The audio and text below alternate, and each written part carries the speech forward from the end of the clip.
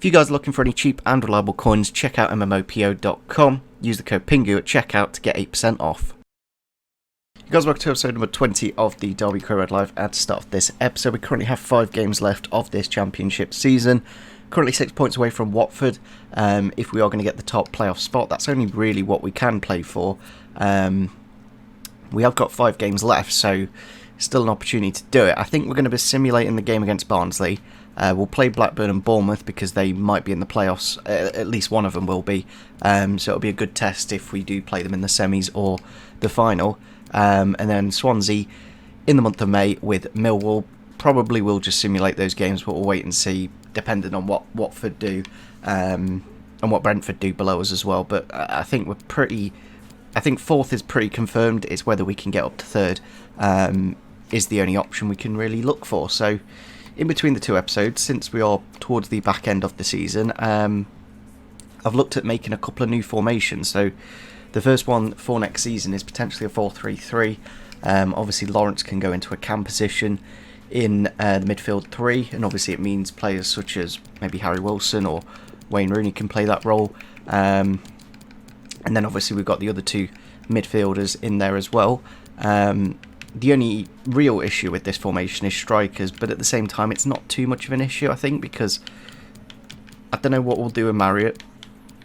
Bobby Duncan I might look to loan out because at 63 rated I don't think he's quite good enough for Premier League.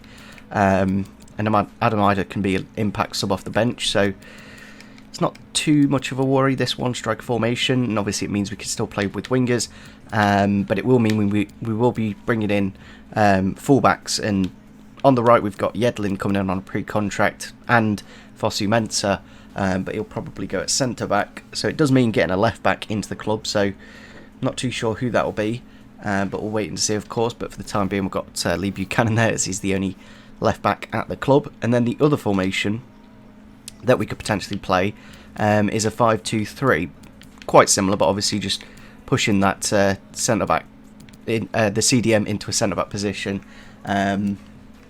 And then it obviously means that Knight and Bird are our 2 midfielders.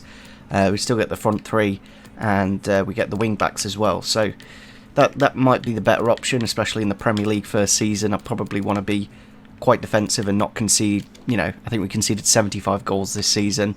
I know we're 4th, but if that happens in the Premier League, I don't think it's going to. I don't think we're going to be scoring 121 goals next season. So yeah, defensively we need to be a lot more solid, and 10 losses is actually quite a lot.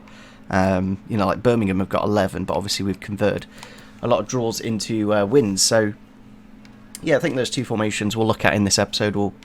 I kind of see this 5-game stretch as almost a mini pre-season for next season, which hopefully will be in the Premier League. So yeah, let's go into the game against Barnsley. We will use the simulate match feature. I think, did I just pick the wrong... I went for the 5 at the back. I wanted to go for the 4-3-3, but nevertheless there's not much between them really.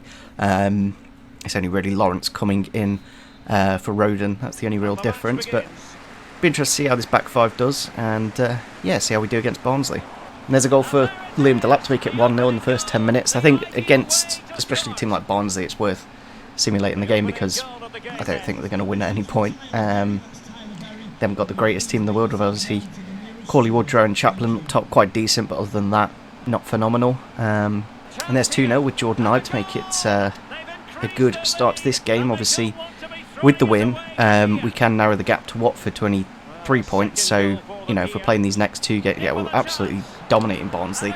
The mad thing is, if I played this game against Barnsley, I might have drawn, because we actually drew against Rotherham, I think it was, in the last episode. Teams in the relegation zone are just much harder to play against. But as you can see, when you simulate against them, you get quite a realistic outcome. So I can just jump to result, which I might just do because we're 3-0 up at half time. I'd rather just get it out of the way and done with, and there we go.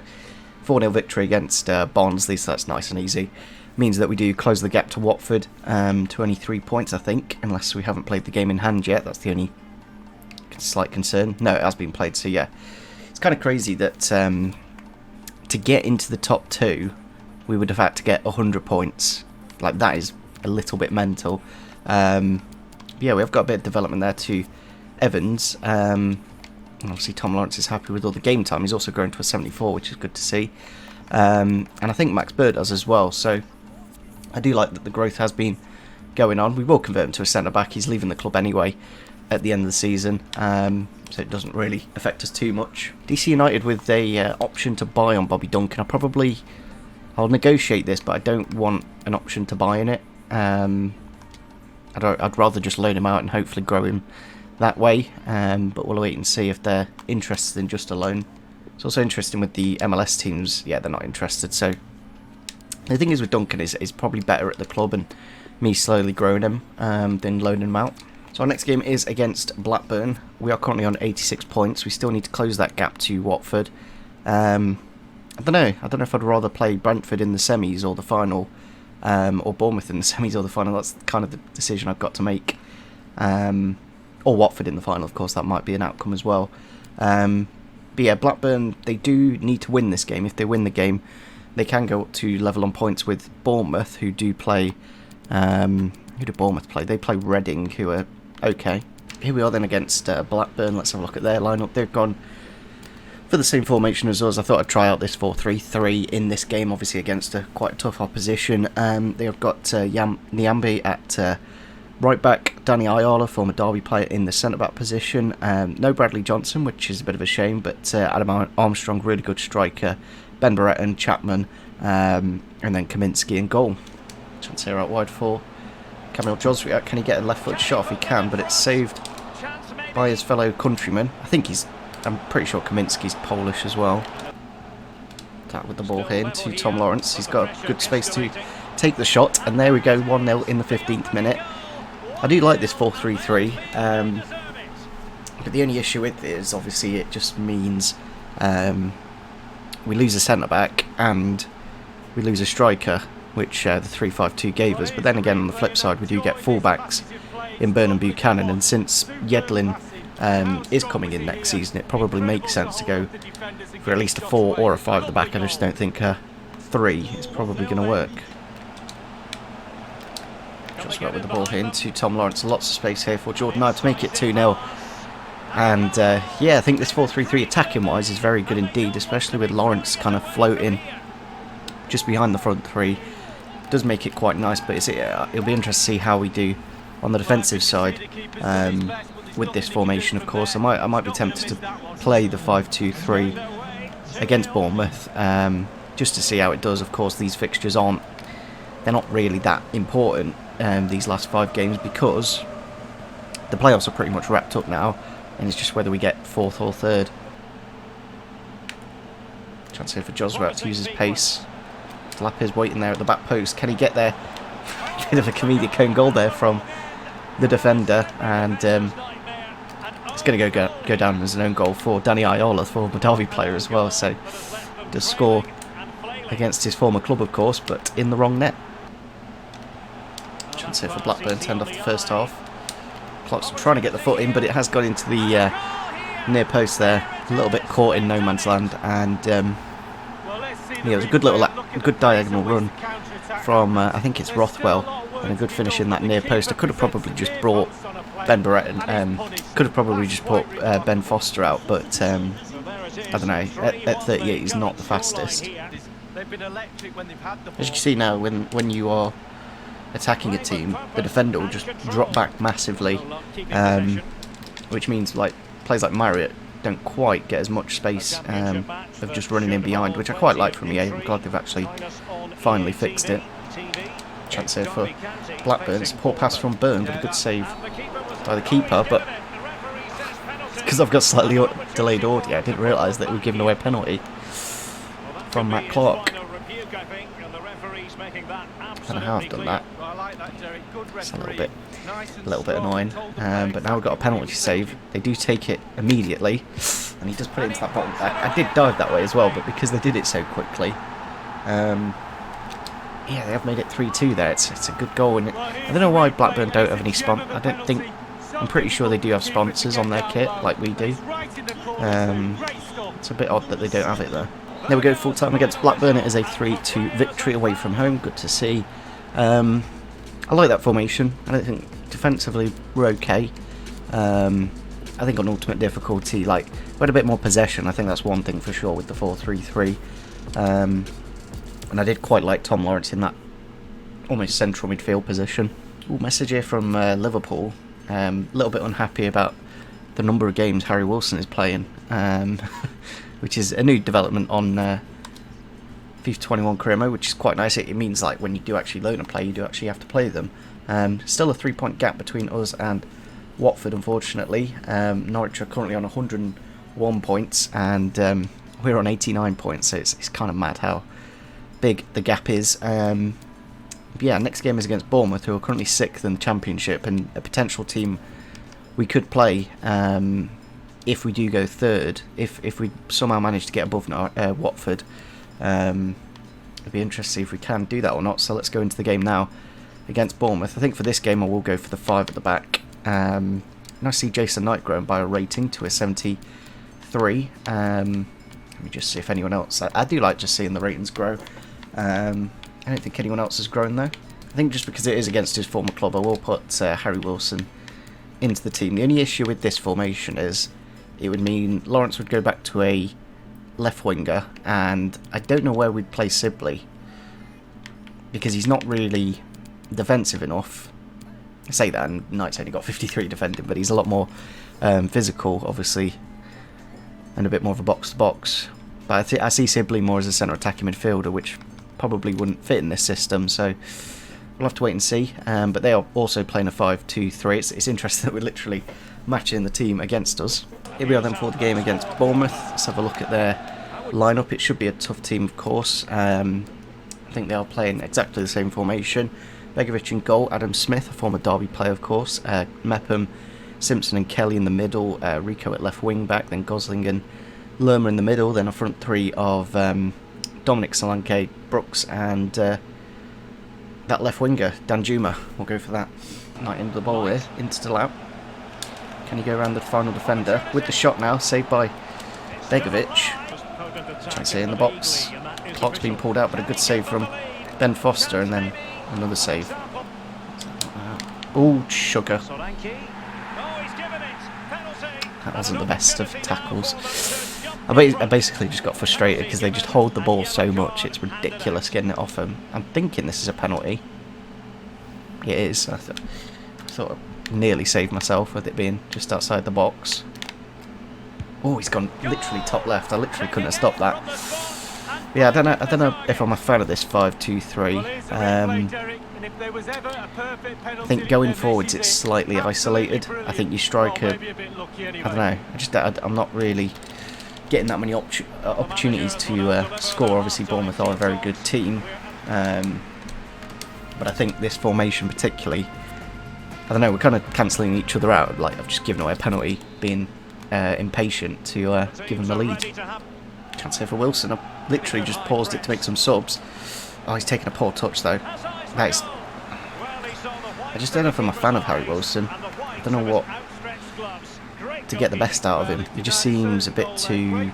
I don't know what the word is, but I think finding his position is quite difficult. Chance here in the box for Bournemouth from the corner, and there's 2-0. We literally just made all of our subs as well. I don't know, I don't think we're going to go into the playoffs with Harry Wilson because he's really just not helping us. But I'd much rather play Rooney. I think Rooney's got more ability than him. So yeah, it's a little bit of an odd one with Harry Wilson. I just can't seem to find what's best. Chance in the box to make it 3, and there's 3-0. It's not looking too great against Bournemouth if we do play them in the playoffs. Hopefully Blackburn take him out of that place, but it looks like it's not going to happen. I could have done a bit of match fixing actually in that Blackburn game, let them win and then take Bournemouth's place. And there we go, full time against Bournemouth as I just take out Dominic Solanke there. Not a very good day altogether against Bournemouth. Like I don't think we had a single shot. We did, but I don't think anyone were really substantial shots. I never felt I was going to score a goal, basically. I don't know where those 5 shots have come from. But yeah, we really did struggle against Bournemouth, so I don't think that 5-2-3 kind of cancelled each other out for a while, and then we just gifted them the goal to end off the first half. Play suspension here for Christian Bielik, too many yellow cards, so won't be able to play the next couple of games, but obviously not too much of a worry. Unfortunately, Watford might actually... If Watford take Forest Place, then that'll be phenomenal. But yeah, it would have been nice. I think there's a couple of games where we could have got points and could have easily got into that second place, but I'll take the playoffs at this point. It looks like we'll be playing Brentford, unless Bournemouth overtake Brentford in the next couple of games. So yeah, I think we're just going to simulate the final 2 games of the season, since we're not going to be able to get any higher and not going to be able to change position. One thing I have done is look to change Kamil Gozwiak to a centre attacking midfielder. Now, I don't know if I want to do this now that we're potentially changing formation. The only reason I was doing this was in the 3-5-2. Obviously, I could play him down the middle. And I think probably changing him to a left winger makes more sense than a cam. But I kind of want the cam option on his player positions. But I don't know how long it'll take once I do change him from a cam to a left winger. I think what I'll do is I'll wait until the end of the season. Hopefully I can still change him that position, and if not, then we'll just convert him to a left winger, because we'll probably be playing that 4-3-3 next season. Next game is against Swansea. We're going to have to take Christian Bielik out because of the suspension, but obviously it means we can get a game for Roden against his former club, of course. Buchanan going to a 62 as well, good to see. But other than that, I think all the ratings are the same. Actually, they're playing Waghorn up front, so let's go into the full match sim. I was going to do a quick sim, but it'll be interesting to see. And if we do get any issues with fitness and stuff like that, I can make the substitutions. But yeah, Waghorn up front for Swansea will probably end up scoring. As you can see, both teams are playing in white, so literally, who knows who's who. You literally have to do it on kit numbers, but even then it's quite difficult, because as you can see, on the left we've got Jozwiak, but is Jozwiak the one next to Jason Knight? I assume it's Smith from Bristol City.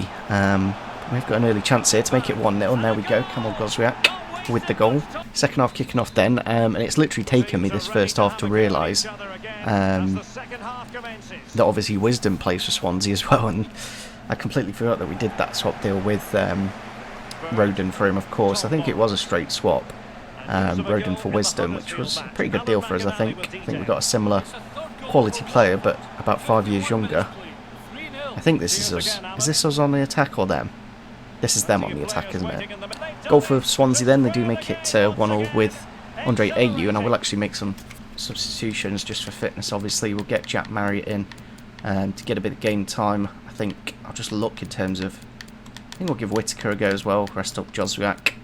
As I said, I'm not too bothered about the results in these final 2 games. It's mainly just to help players with fitness and stuff like that. I could have probably done with putting someone else on the bench, but we'll put Cabango in for Roden against his old club. Fancy in the box, and Delap does make it 2-1 with 10 minutes to go, and we've just managed to get our subs on. It literally took forever for the ball to go out of play. I think that's one negative of this match sim. It doesn't seem to go out of play very often, the ball.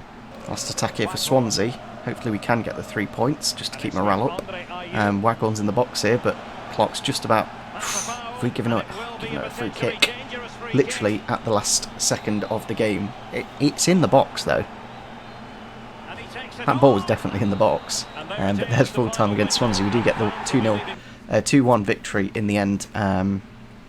Be interested to see what the situation is with 6th place and 5th. So yeah, there we go. There is... What? Why does it say loan expiring? Oh, so yeah, to make it permanent. Right, that's what they're just telling me, which I don't think we're going to do for 16 million.